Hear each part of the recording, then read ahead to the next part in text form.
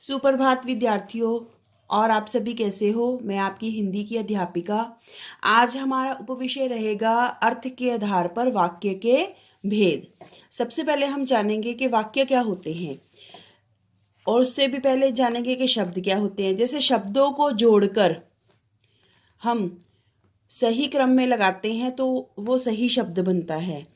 उसी प्रकार से हम शब्दों के सही क्रम को जोड़कर एक वाक्य बनाते हैं। ठीक है, आज हम करेंगे अर्थ के आधार पर वाक्य के भेद। अर्थ के आधार पर मीन्स मतलब होता है, अर्थ का मतलब हम जैसे करते हैं मीनिंग, जिसको कहते हैं अर्थ के आधार पर वाक्य के 8 भेद होते हैं। सबसे पहला भेद है विधानवाच्य वाक्य। जिस शब्द से किसी बात का या काम के होने का पता चले या बोध हो, वे क्या होते हैं? विधानवाचक वाक्य कहलाते हैं। जैसे आकाश में तारे टिमटिमा रहे हैं, यहाँ पर काम क्या हो रहा है? टिमटिमाना। तारे क्या काम कर रहे हैं? यहाँ पर टिमटिमा रहे हैं। यहाँ पर काम के होने का पता चल रहा है। वही मेरी सहेली है, यहाँ पर बात कर रहे हैं, बात के होने का पता चल रहा है।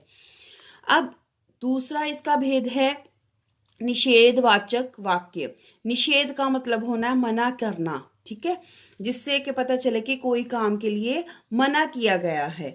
जिस वाक्य से किसी बात या काम के ना होने का बोध हो, मीन्स पता चले, वह निषेधवाचक वाक्य कहलाता है। जैसे उसने खाना नहीं खाया, इसमें काम नहीं हुआ ना पूर्ण, इसमें क्या हुआ? काम अधूरा है, तो ये क्या है? काम का ना होना यहाँ पर पता चलता है। जैसे हम कहते हैं सड़क पर मत भागो, यहाँ पर जो मत शब्द दिया गया है वो क्या है? निषेध के लिए दिया गया है। जहां पर मत आएगा वो क्या होगा?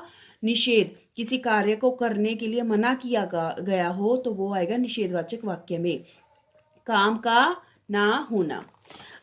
प्रश्नवाचक, जिस वाक्य का प्रयोग प्रश्न पूछने के लिए किया जाता है उसे प्रश्नवाचक वाक्य कहते हैं। जैसे क्यों, कैसे, कितना, ये सारे प्रश्नवाचक वाक्य आते हैं। और इन सभी के वाक्य के पूर्ण होने के बाद प्रश्नवाचक का चिन्ह लगता है।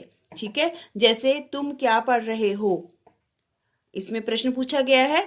आप कहाँ रहते हैं, इसमें भी प्रश्न पूछा गया है। ये सभी किसमें आएंगे? प्रश्नवाचक भेद में। नेक्स्ट है आज्ञावाचक वाक्य। आज्ञा मैंने यहाँ पर किसी को, जैसे कोई ऑर्डर दिया जाता है, किसी को कोई आदेश दिया जाए, वो होता है आज्ञावाचक वाक्य में आता है। जिस वाक्य से आज्ञा या उपदेश का बोध होता है, मीन्स पता चलता है कि हमें ऑर्डर दिया गया है, आज्ञा दी गई है, उस वाक्य को आज्ञावाचक वाक्य कहते हैं। जैसे अपना कमरा साफ करो, इसमें किसी ने, जैसे मम्मी ही कहती हैं बच्चे को अपना कमरा साफ करो, है ना, तो वो क्या होगी? उनका आदेश हुआ होगा। तुम अभी बाजार चले जाओ, ये क्या है? उनको क्या कहा गया है कि बाजार जाइए। आगे है 5वें नंबर पे है विस्मयादिक वाक्य। विस्मयादिक वाचक वाक्य में क्या होता है? जिस वाक्य द्वारा दुख का, खुशी का, हैरानी आदि का भाव प्रकट हो, मीन्स जिसमें हमारे भाव प्रकट होते हैं, जिस शब्द से, जिस वाक्य से हमारे भाव प्रकट होते हैं, जो हमारी अंदर की फीलिंग्स होती हैं, मीन्स हमारे भाव होते हैं, वो प्रकट हो, उसे विस्मयादिक वाक्य वाचक वाक्य कहते हैं। जैसे अरे ये क्या कर डाला, वाह क्या दृश्य है। जैसे कोई चीज हमें अच्छी लगे, कोई नजारा हमें अच्छा लगता है तो हम ये बात बोलते हैं, वाह क्या दृश्य है। ठीक है, अब 6 नंबर पे, 6ठे नंबर पे क्या है? संदेहवाचक वाक्य। इसके नाम से ही पता चल रहा है कि जैसे किसी चीज में डाउट हो, किसी चीज में संदेह हो, मीन्स वो चीज हो सकती है या नहीं हो सकती, संदेह है, वो किस में आएंगे? संदेहवाचक वाक्य में। जिस वाक्य से किसी बात का या काम के होने का संदेह, मीन्स डाउट होता है, का पता चले, वे संदेहवाचक वाक्य कहलाता है। जैसे शायद कल हम मेट्रो की सवारी करेंगे। शायद है यहाँ पर, पक्का नहीं है, जा भी सकते हैं और नहीं भी जा सकते, इसमें डाउट है, संदेह है। और इसमें इसकी दूसरी उदाहरण है हो सकता है कि कल वह श्रीनगर चला गया हो। इसमें अभी पास्ट में है, जैसे भूतकाल में है, वो हो भी सकता है चला गया हो, और पक्का पता भी नहीं है कि वो ना भी गया हो। इसमें प्रश्न भेद सातवें में है इच्छावाचक वाक्य। इच्छावाचक वाक्य में क्या होता है, इसमें हमारे मन से जो भी इच्छा होती है या कोई आशीर्वाद होता है या कोई कामना होती है वो इस वाक्य में कहलाते आते हैं।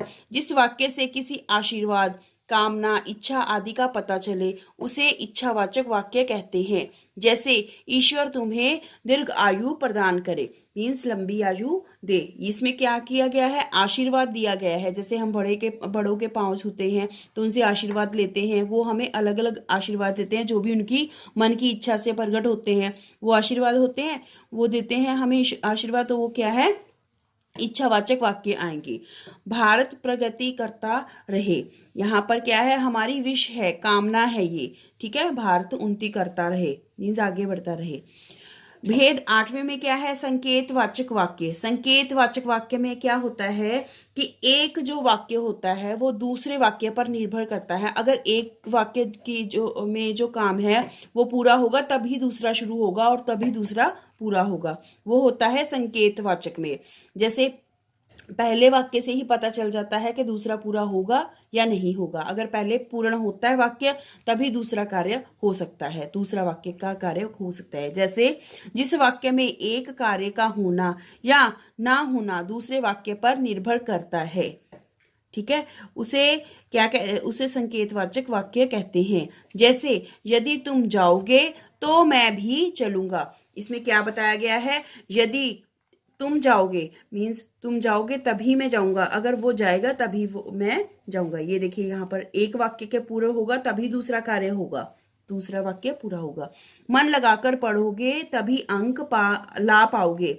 अगर आप अच्छे से पढ़ोगे तभी तो अंक आएंगे, आपके नंबर आएंगे।